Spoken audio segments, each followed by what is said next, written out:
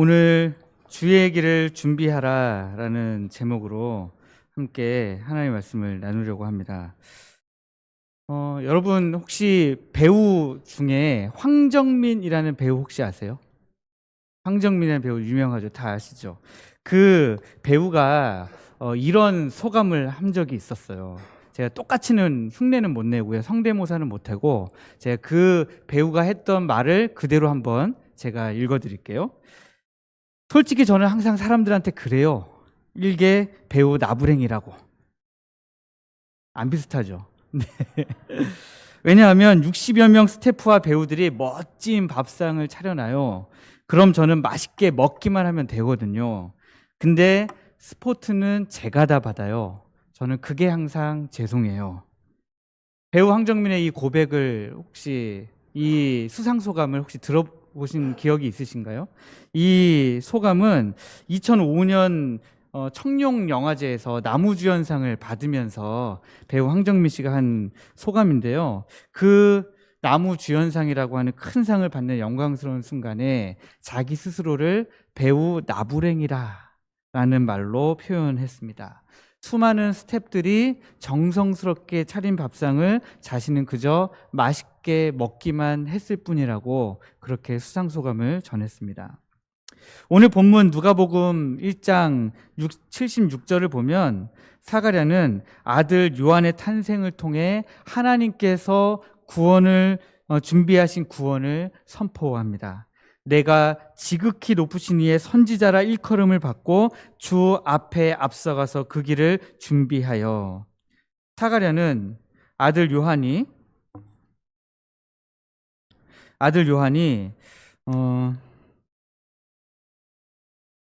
단지 예수 그리스도를 위한 준비자임을 깨달았습니다. 마치 무대 뒤에 스태프들이 멋진 무대를 만들어서 배우를 빛나게 하듯이 요한의 모든 사역은 오직 그리스도를 향한 것이었습니다. 오늘 우리는 이 준비하는 자, 준비자의 사명이 무엇인지 오늘 이 말씀을 통해서 함께 살펴보려고 합니다. 오늘 말씀은 사가랴의 예언적인 찬송입니다. 제사장 사가랴는 천사가 찾아와서 자기 아들 세례 요한이 태어날 것이라고 예언해 줄 때에 그 말을 믿지 못하였기 때문에 그 뒤로 말을 하지 못했습니다. 그러다가 언제 말을 하게 되었습니까? 자기 아들의 이름을 요한이라고 하겠다고 요한이라고 적은 후에야 그의 입이 열리게 되었습니다. 그의 입이 열리게 되었을 때에 그가 한 첫 번째는 뭐냐면 바로 이 하나님을 향한 찬송이었습니다. 사가랴는 우리를 원수에게서와 또 우리를 미워하는 모든 자의 손에서 구원하실 하나님을 찬송하고 있습니다. 69절에 보시면 구원의 뿔이라는 표현이 등장하는데 구원의 뿔이라는 표현은 성경에서 매우 중요한 의미를 가집니다. 구약에서 뿔은 단순히 동물의 뿔만을 의미하는 것이 아니라 왕적인 권위와 능력을 상징하는 것입니다. 다니엘서에서는 세상 나라들을 상징하는 뿔이라는 표현이 등장하고요. 시편에서는 내가 나의 종 다윗을 위하여 뿔이 나게 하리라 라는 메시아적 예언이 나옵니다. 이 구원의 뿔은 두 가지 구원의 모습을 우리에게 가져오는데요. 첫 번째는 우리를 원수들에게서 건지는 것입니다. 여기서 원수는 우리를 하나님으로부터 멀어지게 하는 모든 영적 세력을 의미합니다. 죄와 사망의 권세, 사단의 속임수, 우리를 영적으로 파괴하려고 하는 모든 세력들을 우리가 여기에서 원수라는 표현으로 사용하고 있는 것입니다. 구원의 뿌리 갖는 또 다른 구원의 의미는 우리를 미워하는 자들의 손에서 구원하신다라는 것입니다.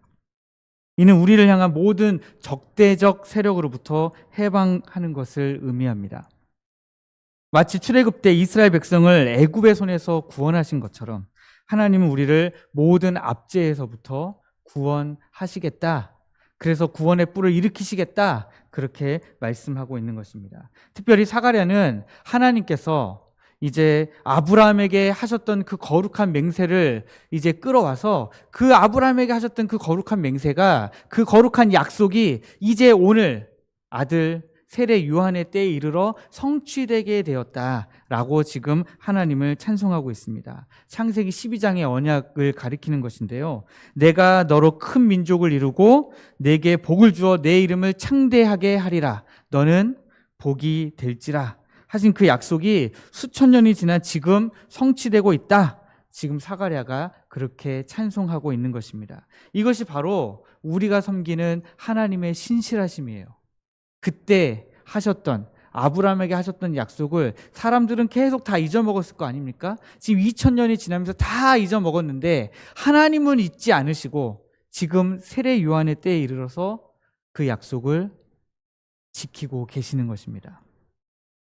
사가랴는 자신의 아들 요한의 특별한 사명에 대해서 예언합니다. 세례 요한은 메시아 앞에 앞서가서 그 길을 준비하는 자가 되리라, 그렇게 예언합니다. 이 표현은 당시 문화적 배경에서 매우 중요했습니다.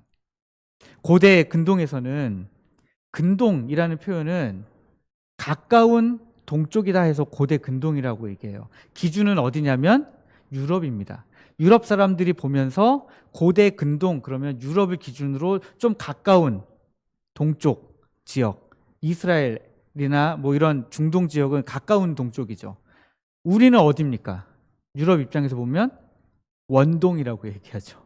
먼 동쪽. 우리 이 택전리가 원서길에 있다면서요. 연희읍을 기준으로 해서 조금 약간 먼 서쪽, 네, 원서길. 그런 것처럼 이제 이 이스라엘의 고대 근동, 이스라엘을 중심으로 한 유럽에서 가까운 이 고대 근동에서는요, 왕이 행차할 때 그 길을 미리 정비하고 준비하는 특별한 관리들이 있었습니다. 왕이 마차 타고 지나가는데 마차가 덜커덩 하면 되겠습니까? 승차감이 별로면 안 되잖아요. 왕이 지나가는 마차의 승차감이 별로면 안 되고요. 또 그 왕의 마차가 지나가는데 길이 구부러지면 되겠습니까? 안 되겠습니까? 코너가 많으면 왕이 멀미하잖아요. 그러니까 왕이 멀미하지 않도록 이 길을 똑바로 만드는 역할을 하는 그런 특별한 관리들이 있었다는 것입니다. 그들은 왕의 길을 곧게 하고 험한 곳을 평탄하고 좀 움푹 들어간 곳이 있으면 그것도 평탄하게 만들고 왕의 행차에 방해되는 모든 요소들을 제거하는 역할을 했습니다. 요한이 바로 예수님을 위해서, 구주 메시아를 위해서 바로 그런 역할을 했다는 거예요. 구주 메시아께서 오시는 그 길 앞에 그 구주 메시아가 하시려고 하는 사역을 방해하는 것들을 다 제거하고 굽었던 것들을 곧게 만들고 오직 예수 그리스도 메시아를 바라볼 수 있도록 사람들의 마음을 준비하는 역할을 했다는 것입니다. 요한의 준비는 구체적으로 주의 백성에게 그 죄의 사함으로 말미암는 구원을 알게 하는 준비를 했습니다. 여기서 알게 한다, 구원을 알게 한다는 것은 단순한 지적 이해, 성경에 대한 지적 이해나 정보 전달을 넘어서서 넘어서는 것인데요. 히브리적 사고에서는 안다, 알고 있다 라고 말할 때는 항상 경험적 지식을 의미했습니다. 다시 말해서 여기서 죄 사함으로 말미암는 구원을 알게 한다, 그것을 준비한다라고 하는 것은 죄 사함이 무엇인지 실제적인 체험을 통해서 구원을 깊이 깨닫게 만들어주는 것, 그게 바로 요한이 준비했던 내용이었습니다. 여러분, 죄 사함을 통해서 구원받는 것을 어떻게 실제적으로 경험할 수 있습니까? 주일에 예배 한 번 나와서 말씀을 듣는 것만으로는 충분하지 않을 수도 있습니다. 충분할 수도 있지만요. 하나님의 말씀은 충분하니까요. 그러나 말씀을 그냥 듣고 머리에 그 지식을 쌓기만 하는 것이 아니라 그 말씀을 깊이 묵상할 때, 아, 주님이 진짜 나의 죄를 용서하시고 나를 구원하셨구나, 그것이 하나님 앞에서 깨달아질 때에는 예배를 나오십시오, 뭐 기도에 나오십시오, 이런 거 다 아무런 소용이 없는 것입니다. 나오지 말라고 해도, 이제 좀 그만 나오십시오 해도 그 구체적인 깊이와 깨달음이 있는 분들은 하나님 앞에 계속해서 나오게 되는 것입니다. 세례 요한이 구원을 위해 오신 예수 그리스도의 길을 준비한 그 결과가 무엇입니까? 하나님의 긍휼이 마치 돋는 해와 같이 임하는 것입니다. 이 표현은 말라기 4장 2절에서 가져왔습니다. 내 이름을 경외하는 너희에게는 의로운 해가 떠올라서 치료하는 광선을 비추리니 라는 예언이 성취되었다라고 지금 누가가 선언하고 있는 내용입니다. 마치 어둠이 가장 깊을 때 동이 트기 시작하듯이 하나님의 긍휼은 인류 역사의 가장 어두운 순간에 지금 찾아온 것입니다. 이때 우리 하나님의 긍휼이 마치 돋는 해와 같이 임한다고 했는데, 이때 비치는 빛은 특별히 어둠과 죽음의 그림자 가운데서 살아가고 있는 자들을 비추는 빛입니다. 이 어둠은 단순한 빛의 부재가 아니라 영적, 도덕적, 실존적 어둠을 모두 포함합니다. 죄로 인해서 하나님과 단절된 상태, 삶의 의미를 상실한 상태, 죽음의 공포 아래 두려움으로 살아가고 있는 상태, 이 모든 것이 바로 어둠을 이야기합니다. 그리고 그 어둠을 비추는 빛은 우리의 발을 평강의 길로 인도합니다. 히브리어로 샬롬이라고 얘기하는 이 평강은 단순한 평화나 안식뿐만 아니라 하나님과의 관계 회복, 이웃과의 관계 회복, 창조 세계 질서로의 회복, 이 모든 것을 포함하는 총체적 평화를 의미합니다. 에덴 동산에서 우리가 완전한 평화를 잃어버렸잖아요. 하나님과 완전한 관계를 잃어버렸잖아요. 상실하게 됐잖아요. 그 상실하기 이전에 하나님이 에덴 동산에 처음에 에덴 동산을 만드시고 사람을 두었을 때의 그 가장 완벽한 샬롬의 상태, 평강의 상태로 우리를 회복하는 것이 바로 우리 주님으로부터 말미암은 돋는 해로부터 나오는 빛이라고 하는 것입니다. 이제 오늘 본문의 중심 주제를 더 깊이 들어가 보겠습니다. 세례 요한의 사명은 첫째로는 이스라엘 자손을 하나님께로 많이 돌아오게 하는 것이었습니다. 많이 돌아오게 한다. 여기에서 하나님께로 전부 돌아오게 하는 것이 아니라 많이 돌아오게 했다라고 하는 말이 굉장히 인상적이었습니다. 왜 하나님이 하실 수만 있으시다면 이스라엘 자손을 전부 싹 다 하나님 앞에 돌아오게 하면 좋지 않습니까?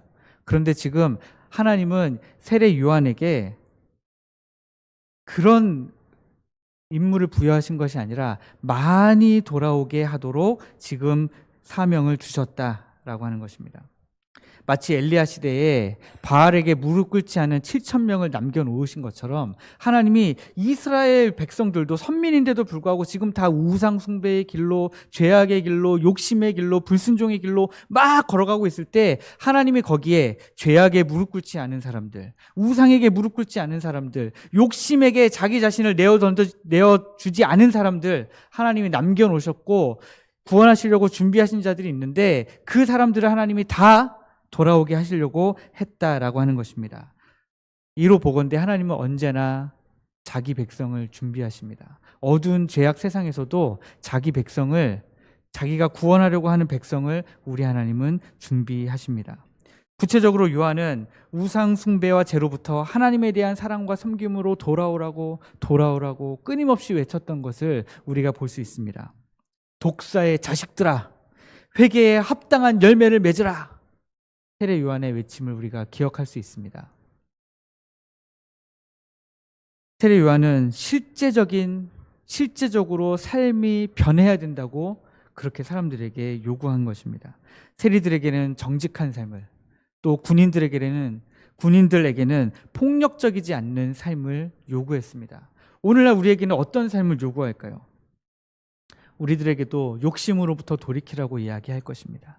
우리에게도 세상의 유혹으로부터 돌이키라고, 마음을 굳게 하라고 요구할 것입니다.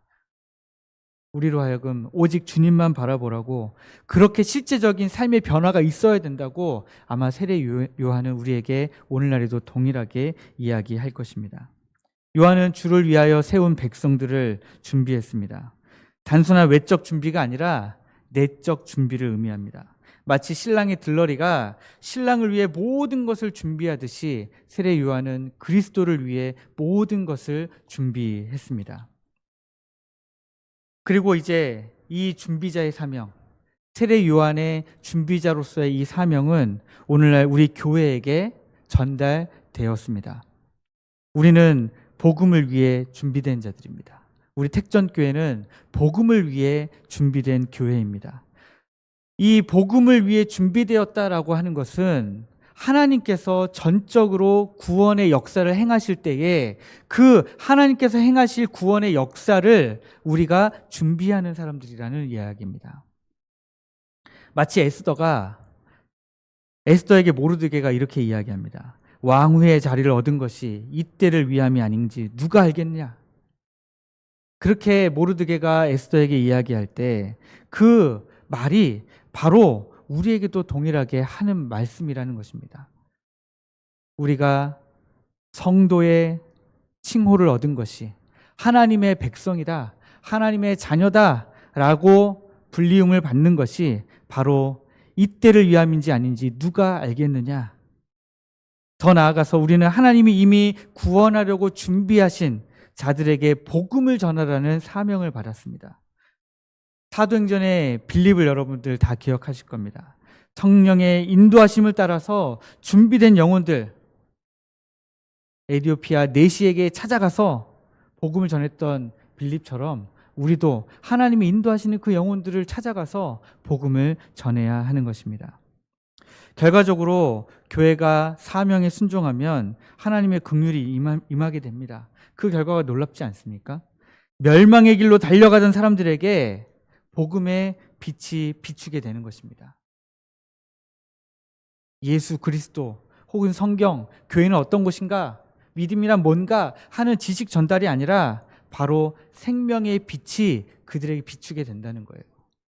우리는 전도를 한다 그러면 우리가 믿고 있는 게 뭔지 막 설명하려고 해요.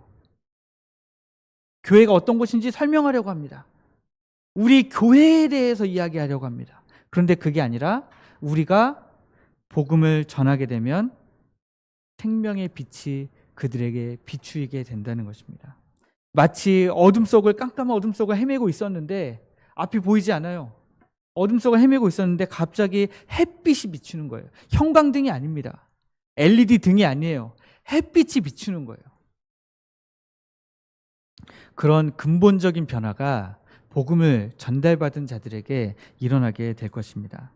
복음을 들은 사람들은 복음 안에서 비로소 평강을 누리게 됩니다. 하나님과 관계가 회복되어지고 이웃과 관계가 회복되어지고 더 나아가서는 자기 자신과의 관계가 회복되어지는, 자기 내면 안에 상처받고 또 자기 안에 지금 쓰러져 있는 여러 가지 곤경 가운데 있었던 영혼들이 회복되어지는 은혜가 생기게 된다는 것입니다. 그것이 복음을 통해서 하나님이 우리에게 주시려고 하는 샬롬, 평강의 은혜입니다. 이제 우리도 준비되어야 됩니다. 택정교회 성도들도 복음을 위해 준비되어야 됩니다. 어떻게 준비하면 좋을까요? 복음을 위해 우리가 뭘 준비하면 좋겠습니까? 우리는 복음을 먼저 분명하게 알아야 됩니다. 단순한 지식의 축적을 이야기하지 않습니다. 단순히 내가 성경을 좀 더 안다, 모른다, 내가 교회를 좀 더 안다, 모른다, 그것을 의미하지 않습니다. 복음을 깨닫기 위해서 당연히 말씀을 묵상하고 연구하고 배우려는 자세가 필요합니다. 마치 사도 바울이 디모데에게 내가 진리의 말씀을 옳게 분별하며 부끄러울 것이 없는 일꾼으로 인정된 자로 자신을 하나님 앞에 드리기를 힘쓰라 라고 한 것처럼 우리도 부지런히 배워야 됩니다. 그런데 단순히 그것뿐만이 아니라 그것을 넘어서서 복음을 경험해야 됩니다. 왕이 오실 길을, 왕이 가실 길을 예비하는 자가 왕에 대해서 잘 모르면 어떻게 그 왕이 가실 길을 전심으로 준비할 수가 있겠습니까? 오늘 새벽 예배를 끝나고 집에 돌아가는데 저희 집에 거의 다 갔는데 외진길에 버스 한 대가 서 있더라고요. 불을 환하게 켜고 버스가 서 있어서 저기가 버스 서는 데가 아닌데? 라고 혼자 생각했습니다. 그런데 지나가면서 보니까 버스 운전사가 내려가지고요, 앞유리 창을 막 닫고 있는 거예요.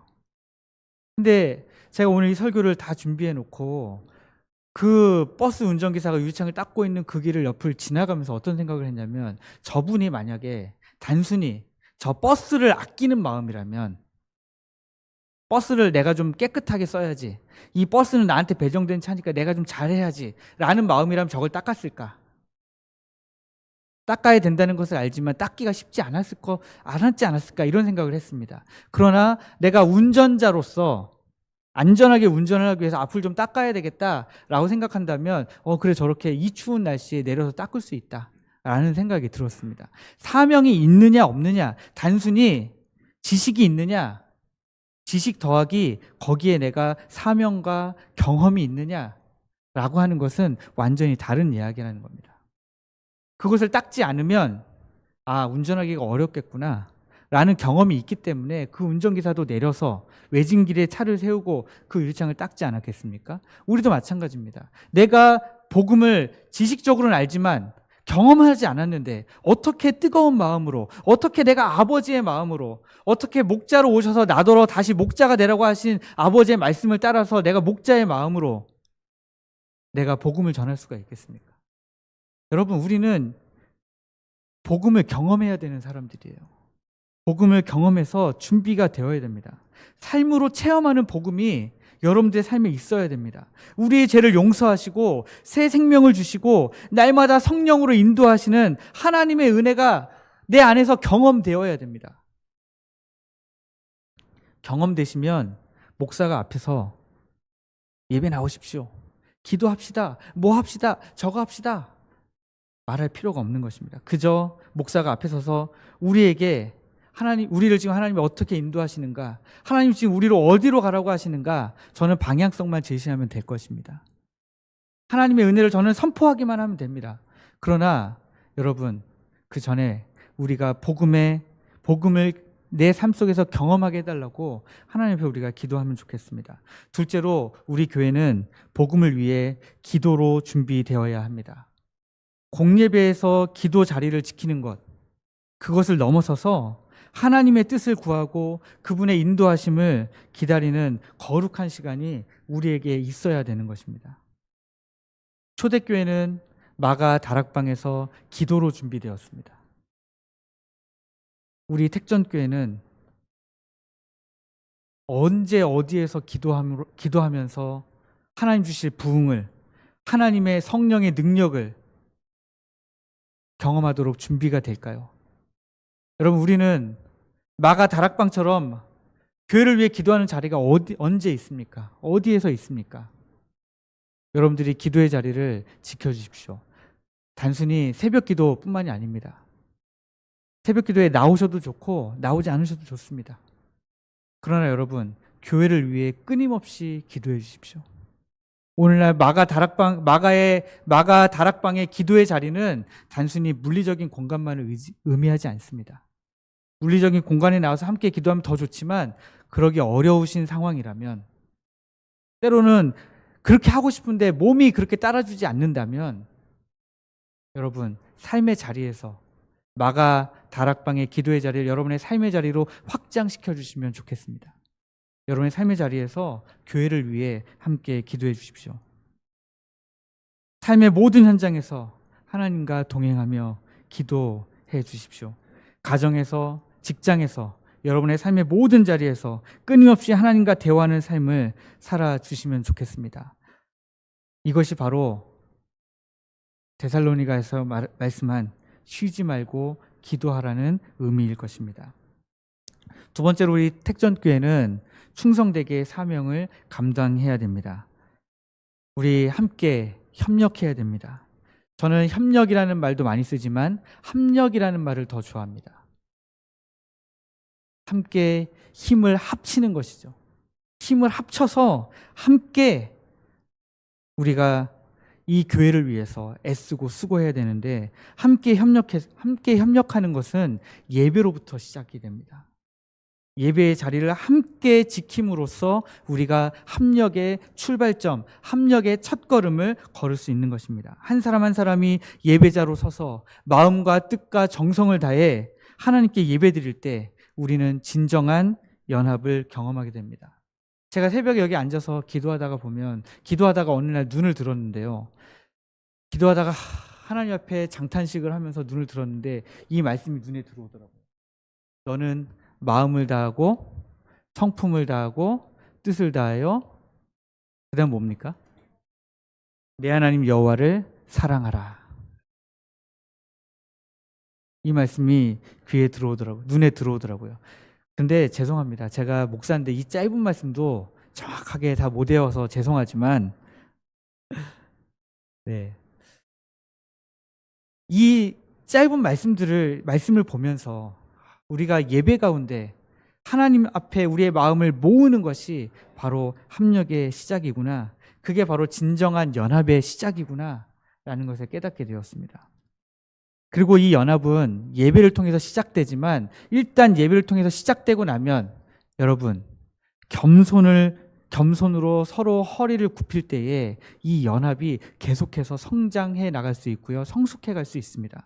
빌립보서 2장에서 바울이 이야기합니다. 예수님의 마음을 품고 자기를 비우라.